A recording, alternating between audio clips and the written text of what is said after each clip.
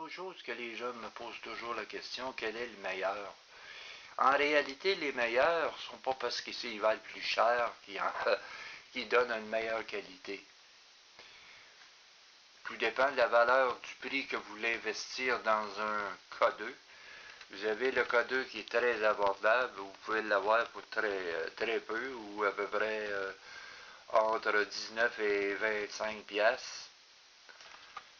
Il va donner un rendement, un assez bon rendement, mais évidemment, la précision, elle laisse à désirer, moi je trouve, pour ce qui est de celui-là.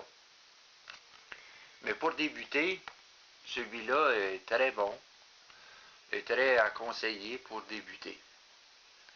Si vous voulez plus vous perfectionner par après, ben là, comme ça, vous en... Oups, je vais tasser celui-là. Vous en allez avec le vrai K2, que lui est un peu plus cher parce qu'il est devenu populaire. Et quand ça devient populaire, ça devient plus cher. Et ça, c'est pour tout le temps, ça.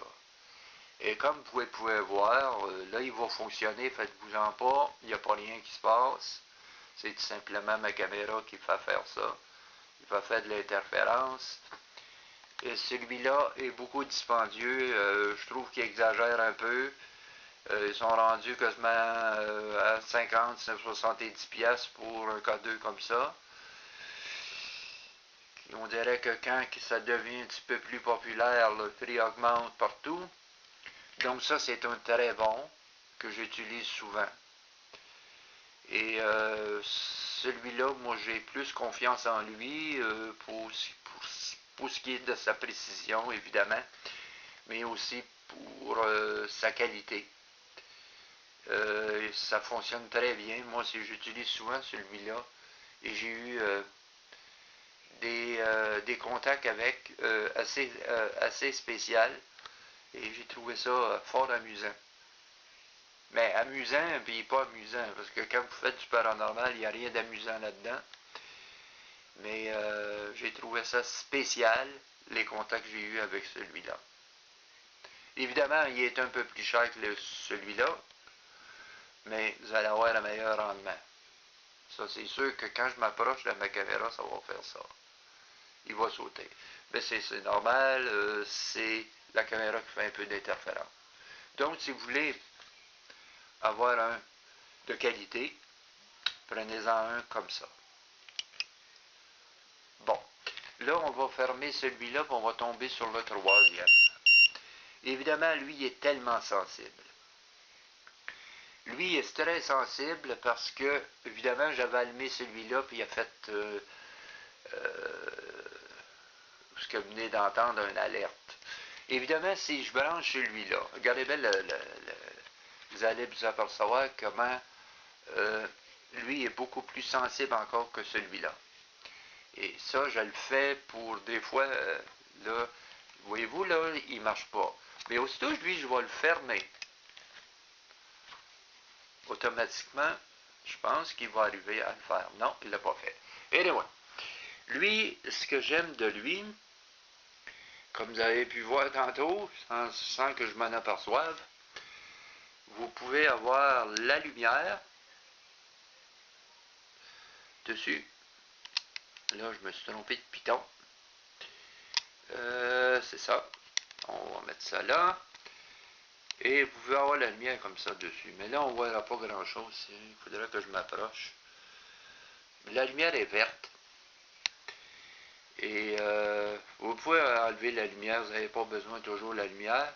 Évidemment, si vous travaillez le jour avec ça, vous n'avez pas besoin de la lumière. Mais si vous êtes faites du paranormal le soir, c'est assez utile. Lui, il a l'alarme, comme vous avez pu entendre. Et l'écran vient comme orange pour indiquer l'alerte. Et ce que j'aime le plus aussi avec celui-là, c'est qu'il indique, je ne sais pas si on peut le voir, la température est dessus en degrés Celsius ou Fahrenheit, c'est à votre choix. Là, lui est en Celsius là, présentement, donc il fait 25 degrés Celsius. C'est un excellent, celui-là aussi, qui est à peu près équivalent au K2, même plus, parce que lui, il donne la température en même temps et un signe d'alerte quand vous utilisez le K2, comme vous avez pu voir tantôt. C'est un plus, celui-là, très sensible. Et celui-là, il est à très conseillé. Moi, je l'aime bien. C'est un des deux que j'aime le plus. Évidemment, c'est celui-là et celui-là. Celui-là, j'ai rien contre. Mais je trouve que pour la précision, il laisse à désirer. Mais c'est parce que, en réalité, si vous voulez débuter, c'est excellent parce qu'au prix qu'ils vendent, ils ne sont pas si pires. Ils pourraient avoir mieux, si vous voulez avoir mieux, mais sauf qu'à l'exception, si vous ne voulez pas investir beaucoup d'argent dans le K2, c'est un des K2 qui est à conseiller.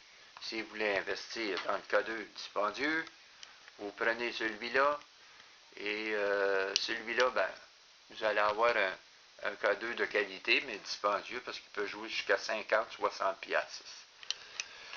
Donc, et celui-là, ben, comme je l'ai dit tantôt, lui, il est encore plus sensible, plus perfectionné parce qu'il vous donne la température en même temps. Il fonctionne en milligauss comme ces deux-là et en mode Tesla. Le mode Tesla, je n'utilise pas le mode Tesla. Ce n'est pas un mode qu'on utilise pour le paranormal, mais malheureusement, il est dessus. Et à chaque fois qu'on l'allume, il tombe en mode Tesla. Il faut changer en pesant sur le bouton pour le remettre en milligauss.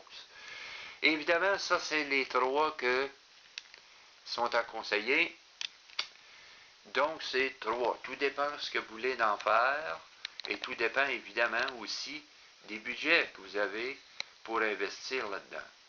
Mais moi, ce que je conseille le plus, et ça, je vais terminer avec ça, si vous voulez investir dans le domaine du paranormal, achetez donc de la qualité tout de suite, ça va éviter de vous acheter 2-3 fois des K2.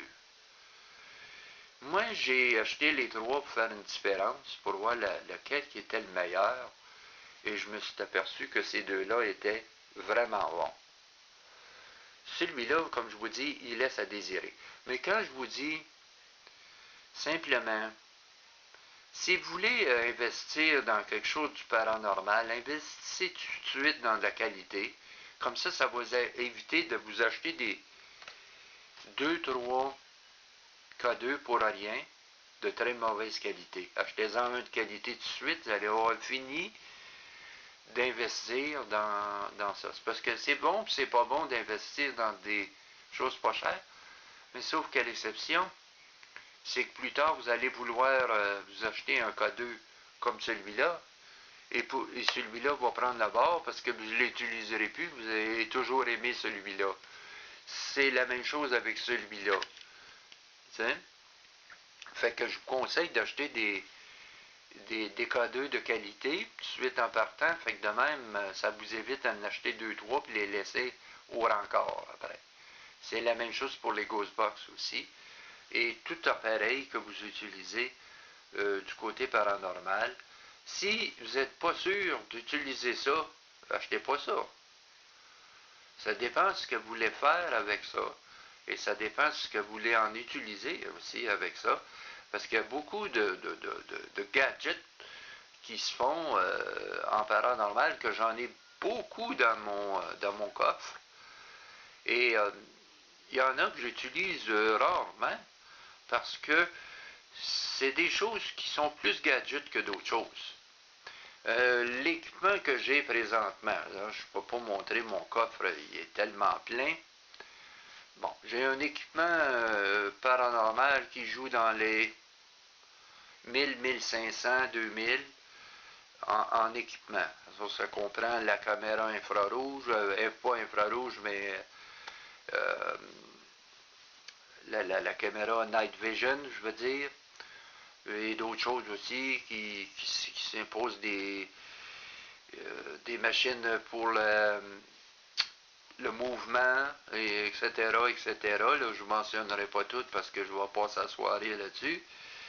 Évidemment, j'en ai tellement de matériel, mais on utilise généralement tout le matériel dans un seul coup. Donc on utilise on utilise les K2 ou on utilise les Ghostbox. On va utiliser à l'occasion la caméra, ça c'est sûr. On va utiliser la caméra Night Vision. Mais c'est rare qu'on va tout utiliser le matériel qu'on a.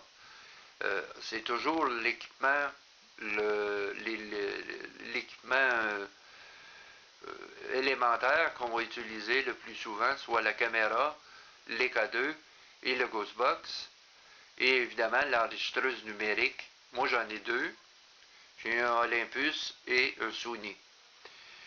Ça, c'est les trois à peu près éléments qu'on utilise le plus. Les K2, les Ghostbox, et évidemment les enregistreurs numériques. Les autres appareils qui suivent par après, c'est plus gadget que d'autres choses, mais si vous voulez les avoir, ça, il n'y a rien qui vous empêche de les avoir si vous voulez dépenser beaucoup plus d'argent. Aussi, ce qui est très important aussi, ça vient long mon affaire, mais ce que je veux dire aussi, c'est bien important parce que j'ai toujours les mêmes questions qui se répètent à chaque fois sur mon site. Et ça, je voudrais essayer de rectifier ça. Ça dépend ce que vous voulez faire avec l'équipement que vous allez acheter. Ça dépend ce que vous voulez en faire avec. Et ça c'est ça la première chose primaire d'un équipement paranormal, c'est de savoir ce que vous voulez faire avec. Si vous voulez faire du paranormal sérieux, ben achetez-vous des équipements sérieux. C'est ça qui arrive. T'sais. Si c'est juste un passe-temps, moi je ne conseille pas un passe-temps avec ça. C'est pas un passe-temps parce que c'est dangereux de jouer avec ça. Moi j'utilise aussi, je l'ai devant moi, ben je peux pas tourner ma caméra, mais je me suis acheté une médaille de Saint-Michel d'Archange bénie. Ça a l'air difficile à trouver. Des gens vont me dire où c'est que tu pognes ça. Il y en a un peu partout. Moi, je vous conseille un endroit, si vous restez dans la région de Montréal, c'est à l'Oratoire Saint-Joseph. Ils seront bénis, puis tout ça. Moi, j'ai ça, qui vient de là. Et je vais m'acheter une croix aussi qui va être bénie. C'est très bon, ces choses-là, parce que si vous utilisez ça dangereusement, la majorité du temps, ce qu'ils font, les gens, sans s'aventurer dans des endroits très dangereux, il faut toujours être protégé par des choses comme ça, soit des médailles de Saint-Michel l'Archange, bénies. N'utilisez pas toujours des choses pas bénies, ça ne vaut rien, c'est un morceau de métal que vous avez dans le cou. Ici, les bénis, c'est parce que vous avez une protection. Moi, là, je vais acheter une croix qui va être bénie par l'Oratoire Saint-Joseph, et ainsi que de l'huile. Si vous avez un endroit où c'est vraiment actif, où il y a des démons ou des choses comme ça, ben là, vous pouvez utiliser l'huile de Saint-Joseph pour ça. Évidemment, c'est exagéré qu'il y en a qui vont dire, mais allez à des endroits, vous allez voir qu'il y a beaucoup de places où vous y retournerez peut-être jamais. J'ai tellement eu d'aventures avec le paranormal que j'aurais long à vous compter juste sur le côté paranormal. Et ça serait long comme aventure. Ce que je peux dire, il ne faut pas jouer avec ça, prendre ça pour un jeu. Et il ne faut pas non plus s'amuser avec ça. Et c'est là-dessus que je vous laisse. Un de ces jours, je vous raconterai quelque chose qui est vraiment spécial. C'est à une époque où moi j'ai connu une fille qui avait des idées bizarres ou weird un peu. Ben, je peux même vous le conter. J'ai sorti avec, mais pas longtemps. J'ai sorti, ben, j'ai été chanceux. Moi, j'ai été chanceux. D'un côté, j'ai eu la patience de l'endurer pendant 2 ans, mais après 2 ans, j'avais plus la patience. c'est qu'elle utilisait la magie noire. Elle faisait amener des choses chez nous qui étaient fort désagréables. Des apparitions ou des choses bizarres. Tu pouvais te faire réveiller par des voix de la nuit, puis tu savais même pas pourquoi, qu'est-ce qui se passait. Il n'y avait personne dans la maison. C'est comme des cris qui te fait réveiller. Et ça me faisait peur. J'ai demandé souvent qu'est-ce qu'elle me faisait. Quand elle retournait chez elle, elle utilisait la magie noire, puis elle envoyait ça sur mon côté, chez nous. Et ça, j'ai pas trouvé ça ben rigolo. C'était pas agréable beaucoup. Ça, ce que moi je vais vous compter, je ne vais pas bien le compter, on est aussi bien parti sur le fait. Euh, Ça fait plusieurs années de ça, là. J'étais couché la nuit, là, et je dormais, puis tout d'un coup, tu te fais réveiller par une voix ou un cri. On dirait que la personne est quasiment dans la chambre, là. Et ça te réveille, sursaut. Et ce qui arrive, c'est qu'il n'y a rien. Là, tu es comme stressé un peu, tu te demandes qu'est-ce qui s'est passé dans tout ça. T'sais.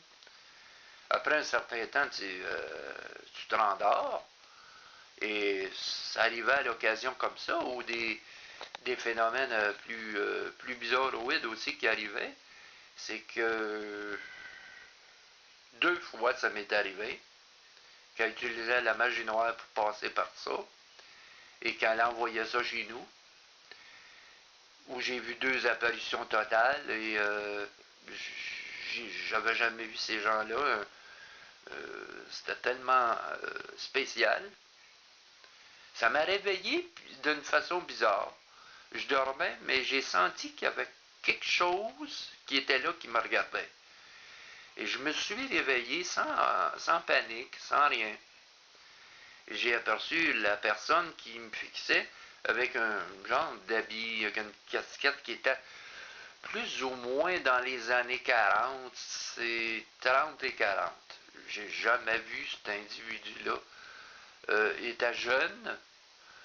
Moi, je figure qu'il devait avoir dans les 10-12 ans. J'ai jamais vu ce jeune-là. Puis surtout avec un habit de mère. Et il n'a pas resté longtemps. Il a fait une apparition d'environ 1 minute dans le gros maximum, et pouf, ça a disparu. Et plusieurs fois dans la même semaine, il arrivait des choses comme ça, où je voyais des silhouettes passer rapidement quand je faisais de l'ordi. Je me tournais, je me disais tout le temps, qu'est-ce qui passe devant moi? T'sais? Mais ça passait tellement vite que tu n'avais pas le temps de voir ce qu'il en était. Mais tu savais qu'il y avait quelque chose qui était pas le normal. Et c'est là que j'ai commencé à réaliser qu'elle faisait de la magie noire. Et j'ai pas trouvé ça bien drôle. Et tout ce que je peux vous dire, c'est que par la suite, elle a pris le bord. J'ai dit, si tu vas aller faire des conneries semblables, va les faire ailleurs parce que moi, j'en veux plus.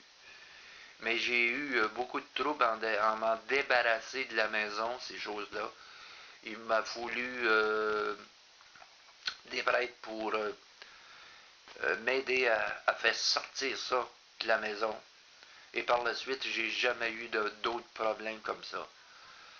Euh, Si vous utilisez ça c'est une chose, n'utilisez jamais la magie noire, ça c'est très dangereux. Vous voyez qu'est-ce que ça peut faire. Et les Ouija, ces choses-là, ça c'est dans la partie magie noire. Mais elle utilisait beaucoup plus que ça, de la magie noire. Elle utilisait des chandelles avec des photos d'une personne qu'elle n'aimait pas. Et elle invoquait certains démons pour lui causer des problèmes. Je trouvais pas ça ben génial, son affaire. Et quand j'ai vu au bout de 2 ans qu'elle lâchait pas de faire ça, j'ai décidé de la laisser. Et régler ce problème de maison aussi, parce que là, j'avais toujours ce problème-là qui persistait. En aidant avec les prêtres, ils ont réussi à me libérer de ça. Mais comme je vous dis, si vous connaissez des gens qui font ça, essayez de ne pas trop être familier avec ces gens-là. Ça peut vous attirer beaucoup de problèmes vous-même et ça va attirer des problèmes à elle-même aussi. Et ça, c'est des choses que je déconseille aux gens de jouer avec la magie noire. Bon, c'est une vidéo un peu long, mais je tenais à l'expliquer et je tenais aussi de raconter ma fameuse histoire. Et c'est peut-être là, dans ces débuts-là, où j'avais pas ces équipements-là à l'époque, que là, j'ai été commencé par fasciné par le paranormal et que par la suite, ben, j'ai commencé tranquillement à m'acheter le matériel pour faire du paranormal. Bon, ce qui en était avec, je reviens avec ça, donc je vous remercie beaucoup d'avoir pris le temps de m'écouter, de raconter un peu l'histoire de tout ça et de vous expliquer les différents K2 et les différents Ghostbox. Fait que je vous remercie beaucoup. Passez une très bonne soirée ou une très bonne journée selon le temps que vous allez l'écouter. À la prochaine. Je vous promets la prochaine fois une autre séance Ghostbox que je ferai dans les prochaines semaines. Là-dessus, salut, bye bye, à la prochaine.